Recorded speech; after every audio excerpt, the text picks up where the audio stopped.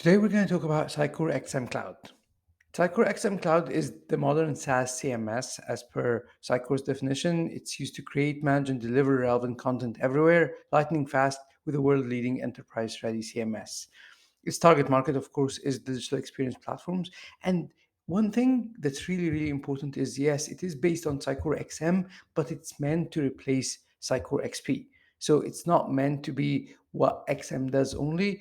Its play is for existing customers who are using XP and that are using XM. It's not just one of them because today you can do personalization with Sitecore XM and you can integrate it with CDP and personalize to get more capabilities out of that as well. It is front end as a service, so it is a headless CMS, and you can create your head on .NET or on Next.js or React or any other front end framework. However, Sitecore by default ships with SXA headless, which is now Next.js. You would need to create your own rendering host. You would need to create your own proxy to manage for .NET Core, for instance. If you're developing over .NET Core, you wouldn't get the WYSIWYG experience out of the box straight away. You'd need to create your rendering host to manage that for you. You'd also need to manage how these items are rendered for Horizon and Experience Editor. Page building is through Pages. So Pages is kind of the upgrade of Horizon. So it's based on Horizon, but it has been completely revamped to become easier to use and to have many more features than what Horizon has today. And you can use any content source. So one idea as well here in XM is that you're able to get data from other sources. So it doesn't necessarily have to be living within XM, but through Pages you can get data coming from Contentful or other CMSs as well. And it is headless as we said, and I like to call it headless with preferred technology for heads. So yes, it would work with other technologies like .NET Core or any other head, but the preferred head is Next.js, and there are multiple reasons why.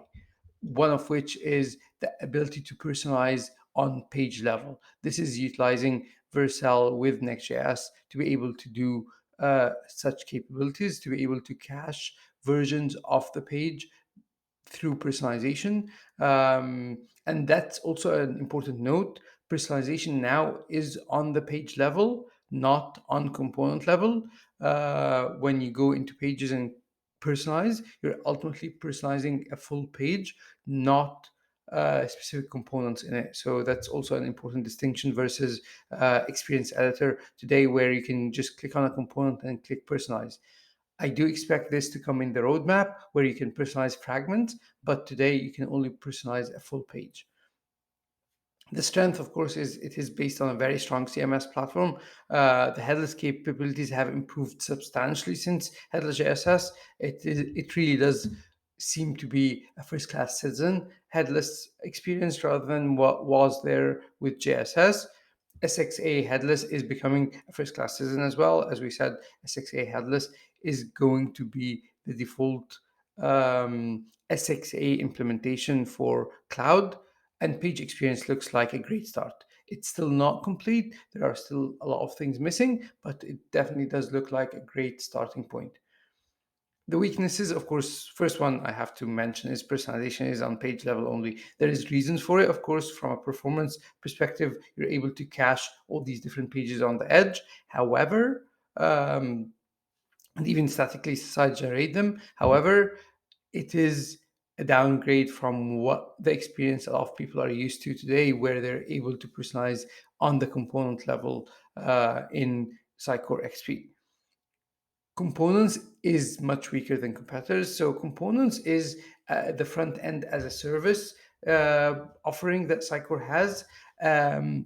Components today is based on HTML components only. So they do create web components, which from one perspective is great because then you can reuse these web components across multiple solutions and multiple platforms, which is the definition of front end as a service. You're able to create your front end components and use them in React, in HTML, in .NET, whatever head you want to use them in. And that works really well if you start thinking about large organizations that may have implementations done using different technologies. However, it does not allow you to combine your atoms and your elements that you've created from Next.js or from your head into components, which I believe is a weakness, given that you don't want to be creating them twice. You don't want to be creating your atoms and elements once for your Next.js app and once for component. Um, I do believe it's something that may come in the future where they can have the ability to add React. In that case, it wouldn't be web components. It would still be reliant on um, the head you're creating.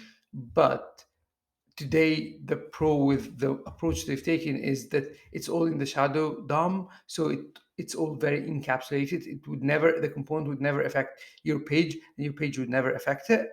But that does come with some problems in having to create some of your atoms and elements twice, one for your Next.js implementation and one for your components implementation ultimately.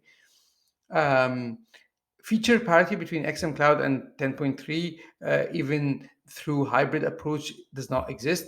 And what I mean by that is XM Cloud is getting a lot of features like Pages, and Pages is not going to be available for on-prem, which might be a turn-off for customers who are not ready to move or take that jump to XM Cloud straight away. Is not having Horizon or not having Pages, and still live with all the Horizon missing capabilities that are here today, is, I believe, a problem that a lot of customers will not like.